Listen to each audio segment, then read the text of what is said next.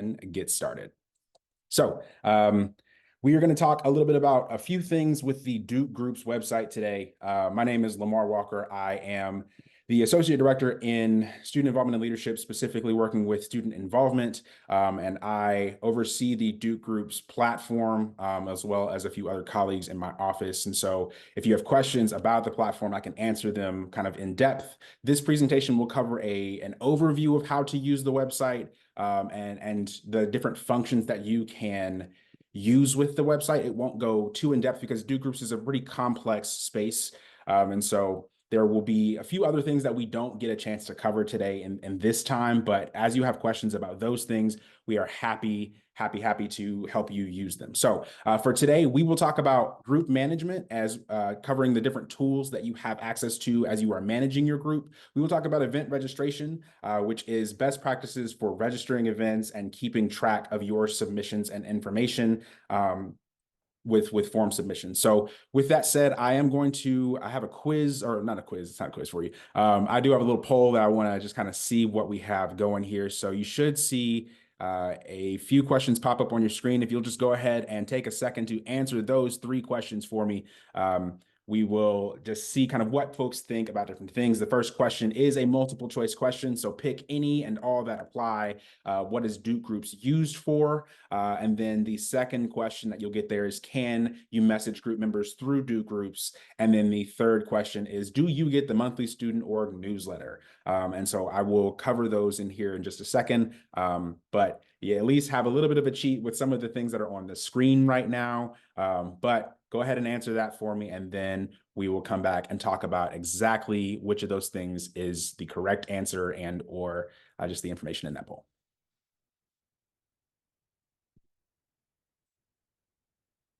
Okay, so it looks like we got just about everybody in on this poll. We had a few more folks just join. So, okay.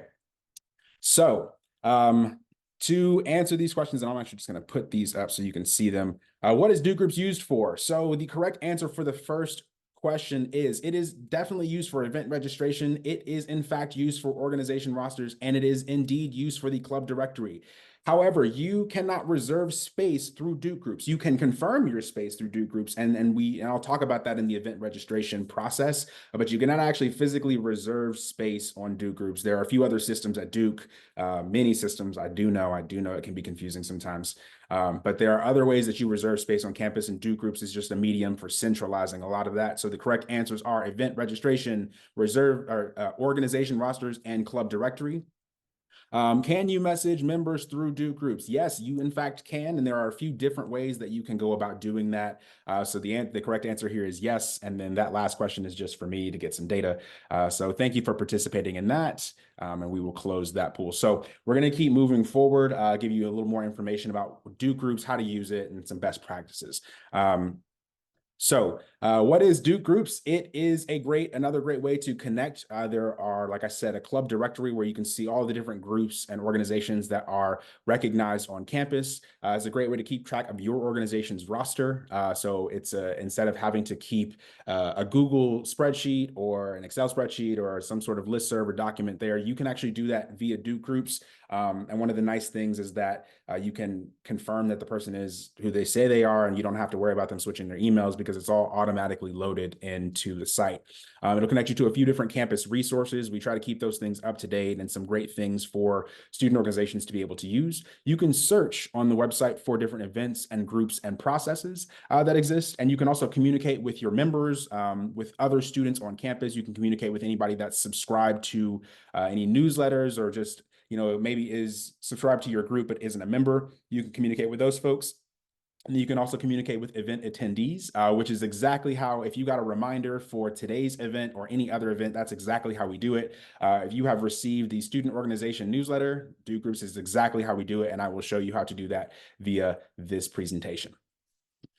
So everyone's here so you can make the most of it. Every single student at Duke has an account on Duke Groups, whether they know it or not. One of the things that we work with our Office of Information Technology to do is have folks that are registered as enrolled students. They automatically get added to Duke Groups with their kind of graduation year and if they are an undergraduate or a graduate professional student. So everybody's already on Duke groups. So this makes it really easy to keep your group rosters up to date with current information. And also makes it really easy to invite Duke students to events. If you're having something and you just want to make sure that it is Duke community that is coming to it, you can make sure you can limit your event or you can limit your organization's membership to just those people. It's also really helpful for knowing who's leading an organization, especially on the administrative side of things. If we need to get in contact with you, this is going to be the best way for us to know the correct people to contact. But you can also see generally who the leaders of an organization are. You can do that through the club directory. You can also do it through a group's website if they have that tied to Duke Group. So a couple of different ways to do that. As of this morning, there are 26,685 active student accounts on Duke Groups. And so if somebody is a newly enrolled student, or maybe they took a leave of absence and came back, it may take a second for us to update those things. But we typically keep this pretty up to date, and you can generally see exactly who is participating in Duke Groups. And so everybody is on the website. Let's see. So first, we're going to talk about group management, and we want to help you make the most of your group's page. But before we do that, I want to ask y'all how many folks you think are, or how many recognized student organizations you believe there are on campus. And so I'm going to quiz here. Just one question for you. How many groups do you think exist on campus? There is one correct answer here, so I'll tell you which one that is once everybody has had a chance to fill in that poll.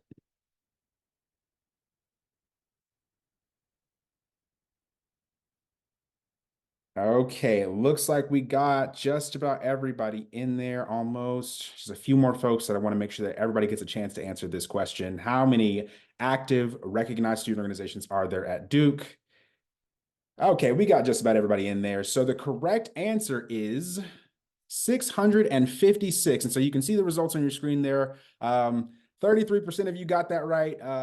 There are, I think we a lot of times float a few different numbers, but as of this morning, there are 656 active recognized student organizations at Duke. So there are a lot of you that we're working with, and we're doing our best to make sure that we get you all the resources and services and support that you need. But there are quite a few out there. But it's good to also know that there are a lot of different ways that you can collaborate with other organizations because there are so many on campus.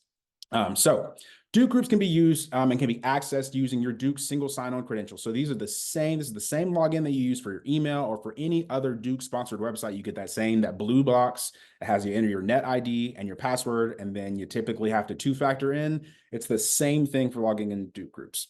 And so what you're seeing here on your screen is the home page. We tend to keep this updated with current topics that are relevant to student groups, and we try to keep some important links on there. Currently, you'll see information about next level leadership. You'll also see finance training, contract payments, and a few other things on there. In the left navigation menu, you have a link to some different policies, as well as a few other different resources that exist on campus. Let's see here. There are two different navigation bars that you'll use to get around the site. And so this is really helpful, especially when you're getting any kind of instruction or communication from us in terms of navigating the website. So the top in that blue bar is site-wide. And so that is not going to change as you navigate the site. The only thing that will change is that middle groups icon. If you are specifically doing something for your group, like registering an event or submitting a budget request, that should show your group's name if you're doing that for your group. If it doesn't show your group's name, and that means you're not doing something specific for your group. But that top blue navigation bar is site-wide and will help you get around the site and should not change. The left menu are your personal or your group menus. If you are just operating as an individual student and you're not doing anything particular to your group, the left navigation menu is going to be your personal menu. So that's when you'll see my groups, my events, my meetings. If it starts with my, you're doing something specific to you. If you are in your group menu, it will have your group's kind of options there. It'll show events, it'll show forms, it'll show money, and a few other different tabs that are going to be on the left-hand side. So that's just a good way to know exactly what kind of menu or where you are on Duke groups.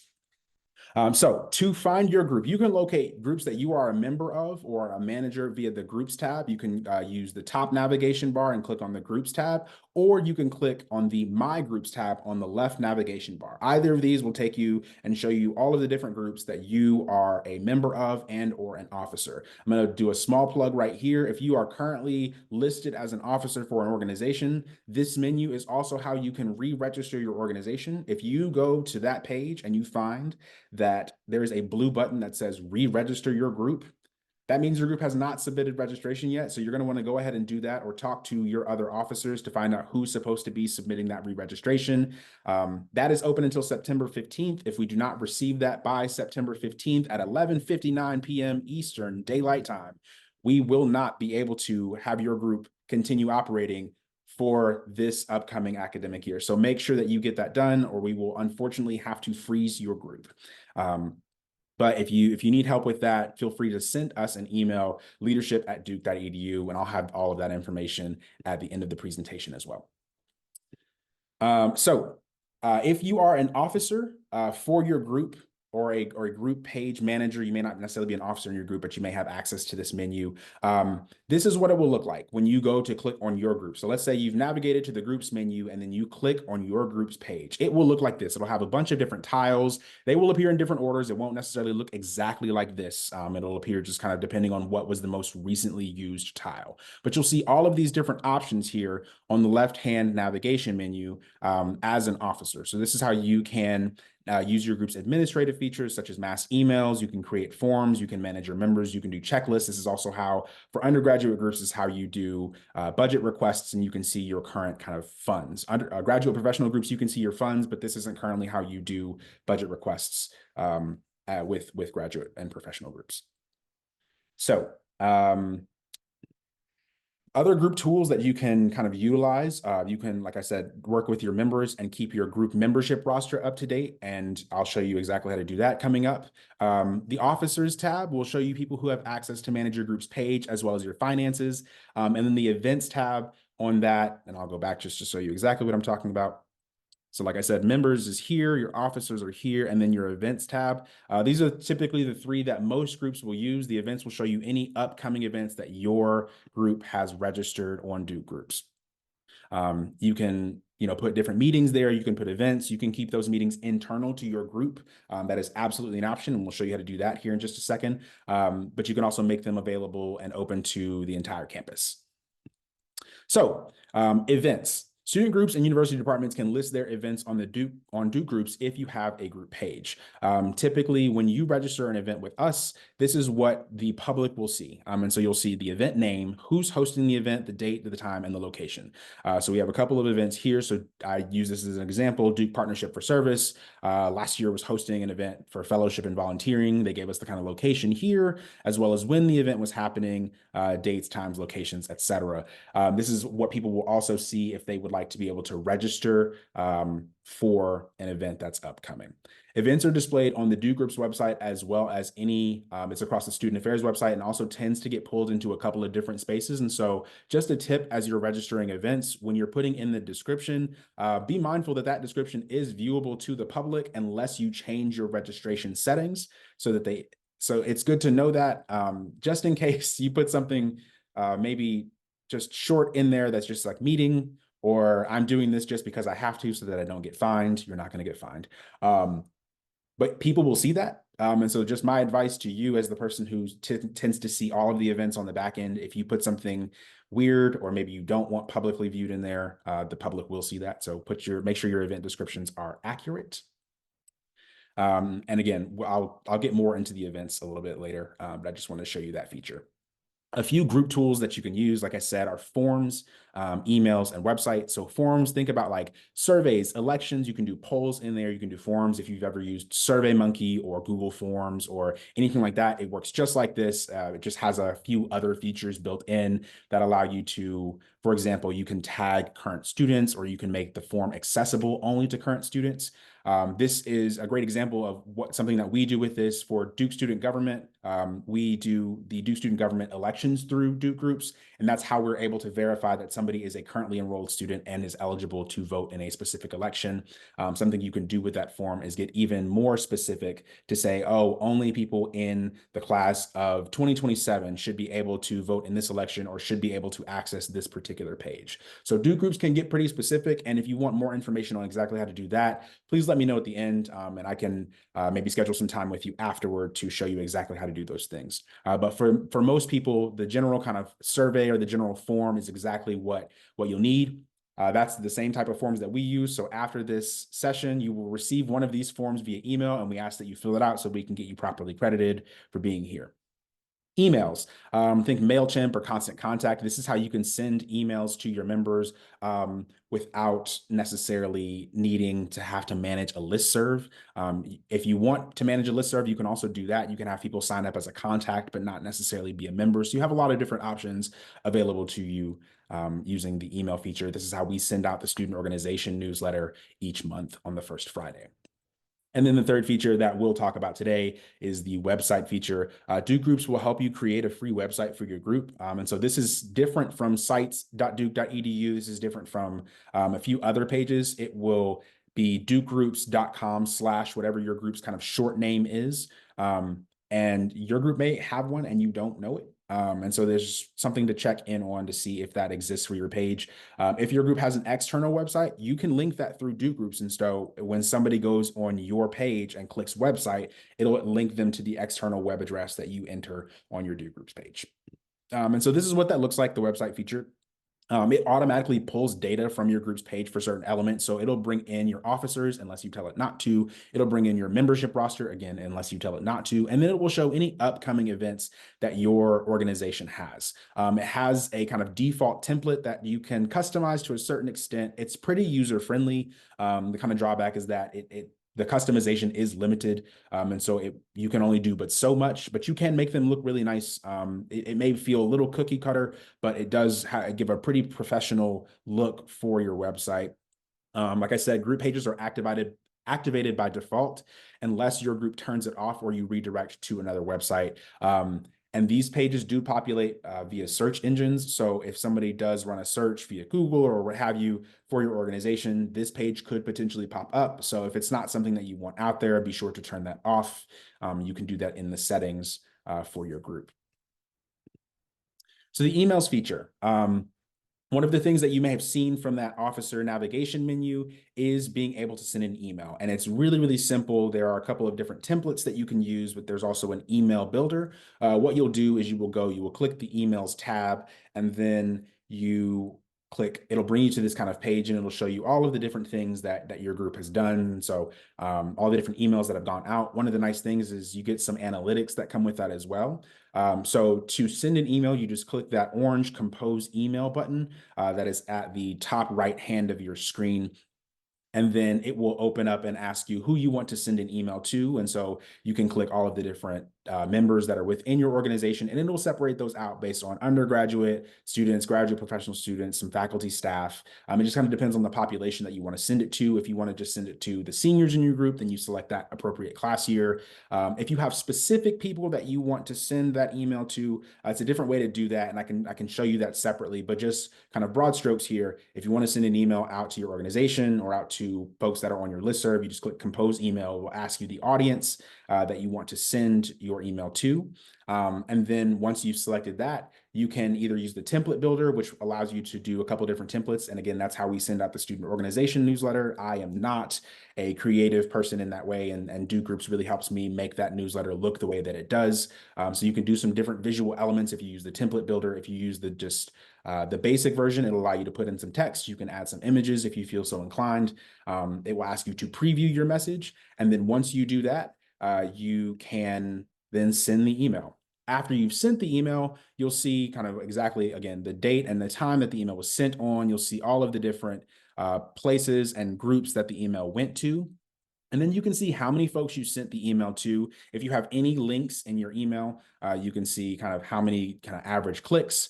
People do have the option to unsubscribe. It will only go to your members. And so if your members unsubscribe, that is their prerogative. But you will see how many people unsubscribe based on that email. And then you can see how many opens, what your open rate is. So how many people you sent it to, and then the percentage of folks that kind of opened it. If you use this drop-down menu, it will take you into detail on who opened it and if they unsubscribed and how many times they click through. So that's one of the nice things that we are able to see, and you can as well, is when we send an email and someone says, "Hey, I didn't get this," and I'm like, "Hey, I see that you did get it here. Maybe you just didn't recognize it." Or I can also see, "Hey, oh my goodness, you didn't actually get this. Let's make sure we get you added to this listserv." So it's a great way to see kind of who's opening and clicking through, and to be able to make sure you're getting your target audience in the right place. The forms feature. So I'm showing you here the different tiles that you'll see with your group or when you're selecting these. This is just a screen grab from Student Affairs and some forms that we have. What you'll do is you click that. When you click on the forms tile, you can click on the purple create button, and again, it'll bring up a menu that'll say, "Hey, do you want to create a survey? Do you want to create a form? Do you want to create an election? Do you want to create a poll?" And it'll bring up generally the same menu depending on what you click, but it'll just be slightly customized to whatever type of survey or form, whatever you're using to collect any data from users.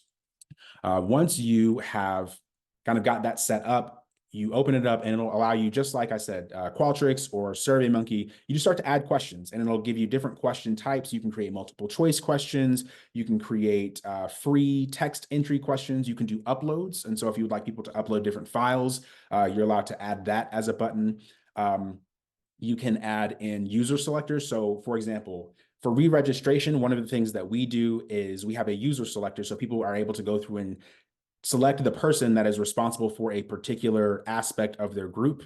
And so they can type in that person's name and it'll bring up all of the names that kind of match that thing, that person, the text that you entered in the box.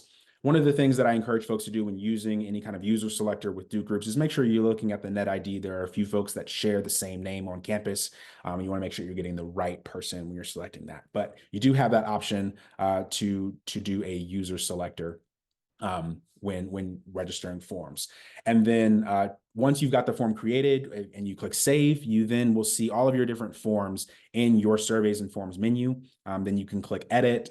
You can also share if you use the menu here, it'll give you a link that you can then copy and send to folks. And so, like I said, this is exactly what we do to get event registration. This is how we do re-registration. This is how we do survey forms for different workshops and things that my office does. And so your group can use them too. It is a free and open resource, and I highly encourage you to use it. One of the nice things, if you keep your forms here, and the same thing with emails, is this will live with the group. So once you've graduated or concluded your term or your time with the group, the information will live on. And so people that come behind you will be able to see the work that you did. And so this is a great way to think about leaving your legacy and making sure that future generations of your organization are able to be successful because they will have access to this data, including any submissions that came through based on what folks have kind of put in. So now we're going to talk about event registration. I know that this is a particular topic that people are interested in and tend to have trouble with. And so I want to make sure that you have information to be able to do this successfully. So event registration. If you are an officer, you have access to this menu. So again, this is what it will look like if you are an officer. And then you'll have this blue create button here. And so that's what we typically encourage folks to do in order to access any of the things that you want to add. You can also do this through the events menu. But when you click that blue create button, you will see a screen that pops up just like this. And you will want to select event. And that will take you to a screen that looks like this. This is where you'll enter all of the basic information about your event, including the name, that description that I mentioned earlier that is publicly visible. And then you can select your event type from just a couple of different pre-filled categories that we have. And then you can select tags. We have hundreds, and I do mean hundreds of event tags that you can select, and you can select all of them if you feel so inclined. I do not recommend that, but you can select as many as you'd like. And that will help people as they're searching for different events that they may want to attend, or if people are looking for something to do, they can filter by tag. So let's say they are interested in art and they click on the ARC tag, it'll bring up any events that are upcoming that have the ARC tag. And so this is a great way to help people find your event or find your meeting, and you can select the different kind of relevant tags. But you are required to enter your event name, you have to enter your event description, and you do have to select a type. The system will not let you go further without putting in those details. I'm going to pause there really quickly to say that we also require that you start this process at least 5 days in advance. The system will not let you register an event within 5 days. That just makes sure that we have enough time to be able to review, make sure that you have the support that you need, because depending on what information you put in, there may be multiple departments or offices on campus that do have to review and make sure you have the support that you need. So that is why the 5-day rule is kind of in place, and it is a system-wide thing. There is not a way around it. I wish there was, but it just doesn't get quite that custom. So 5 days to be able to submit an event. So the next section is the when section. You'll need to enter your start date. And I would recommend entering an end date, but the system doesn't require it. Put in your start time and your end time as well. If you have an event that is recurring, please use the recurring event settings rather than putting in, let's say your event, spans 3 weeks, and you put in the start date as the first day and the end date as the last day. Well, that'll just show your event as just constantly happening for 24 hours. And so somebody might think at 3 o'clock in the morning that they might be able to come to your event. And that typically isn't what you want unless that's what you're going for. So I recommend using the recurring event settings if the details for your event are the same across the extended period of time. So let's say you're doing something, like I said, for that 3 weeks, and it is happening every single day. Or let's say it's just happening on specific days. You can click the recurring event settings. It will bring up a calendar, and you can select all of the different events all of the different dates that this applies to. So you put in your start date and your start time and end time, and then click recurring, and then click all of the dates that you want to be able to have these details applied to. The next section is where. You can select if your event is happening on campus or off campus, or if it's going to be online. If you click online, it will ask you for a link where we can redirect people to be able to get to your event. The location name.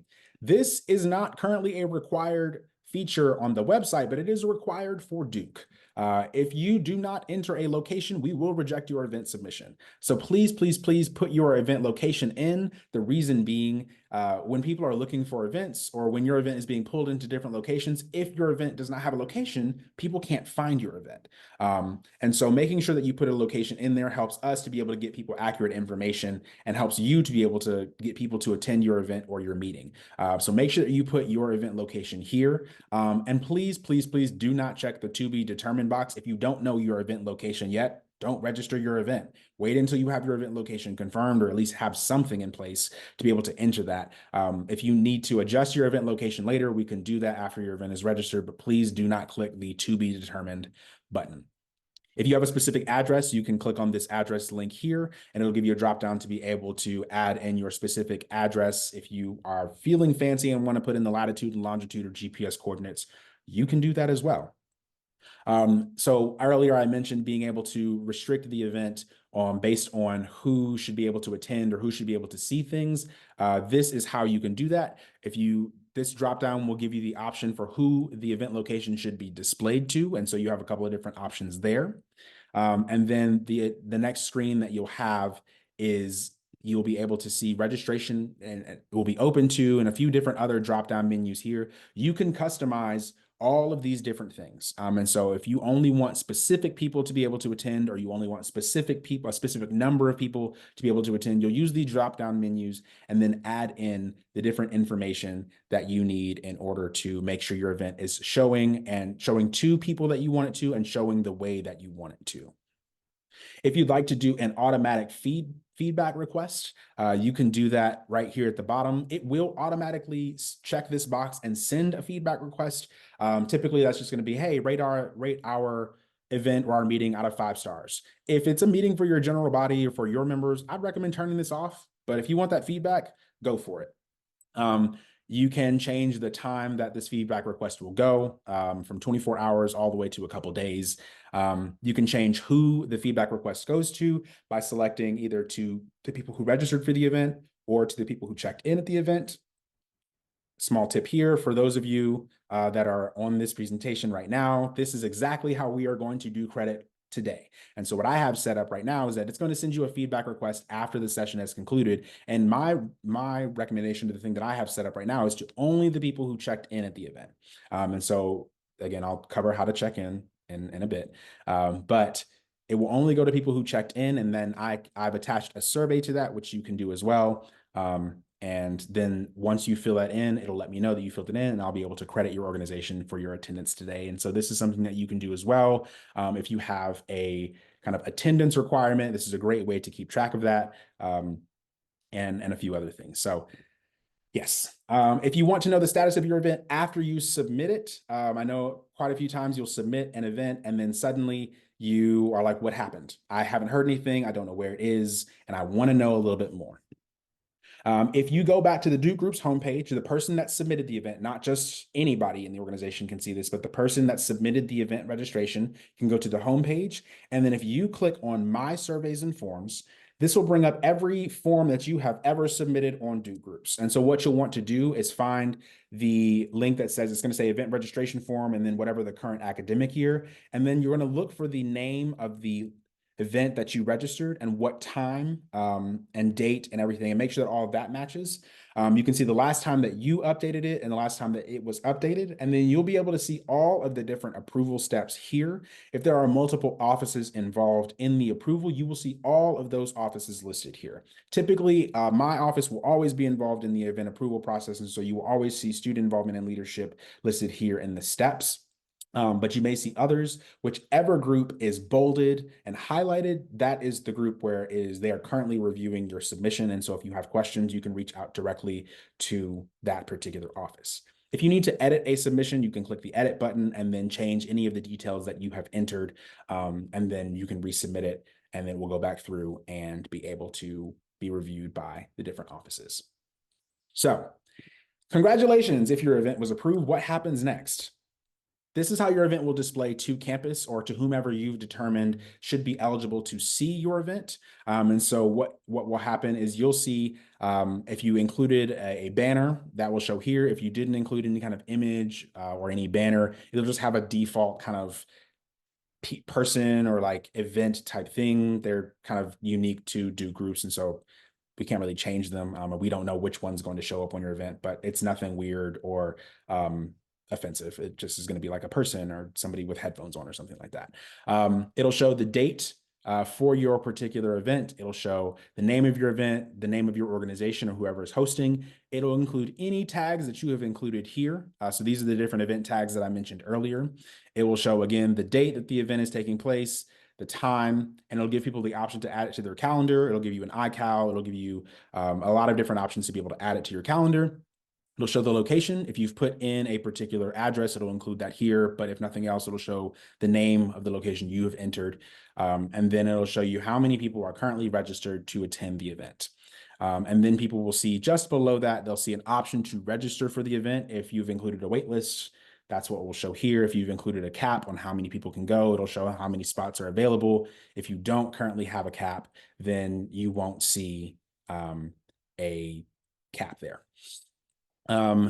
If you have details about RSVPs, it'll be included here, but otherwise people can just register. If you have the option, you can create an option for people to be able to register multiple people, and that will show here so they can register if they're putting in for 2 people or 3 people, you can do that here. And then they click register.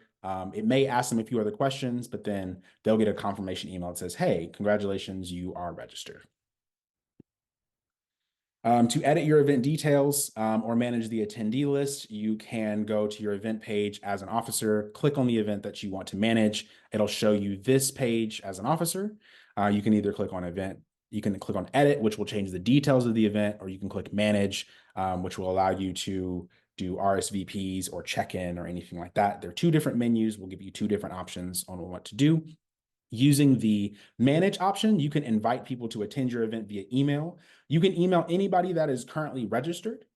You can manually add attendance or manually add RSVPs if you feel so inclined. And then you can also download RSVP or attendance data if you wanted to send an email a different way, or just be able to kind of have data on, oh, there are this many seniors or this many kind of second-year graduate students that are attending. You can get all of that information by downloading the RSVP data.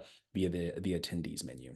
You can see who's currently registered to attend your event. So you can see the list of attendees and the number of people that are coming.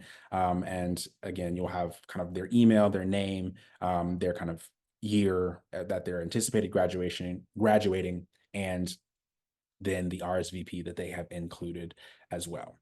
To check in attendees, I think one of the great things about Duke Groups is that you can track attendance. And so that's actually something that our office can help you with, but then it's something that you can do on your own. It's exactly what we're doing today for this workshop. And so there are a couple of different ways that you can do that. When you click on that manage option, this is one of the menus that you'll see. And so what you'll do is click on check in attendees. You'll click this green button here, and then you'll receive a pop-up that will give you a couple different options for checking people in. The first and the one that we recommend is the self-check-in with QR code, which is exactly what we'll do today. It allows people to check in by scanning the event's QR code on their own device. You can print this off and put it at the entrance to your event. You can put this up on a screen. You can have this around the room. It's just a great way to allow people to kind of check in at their leisure.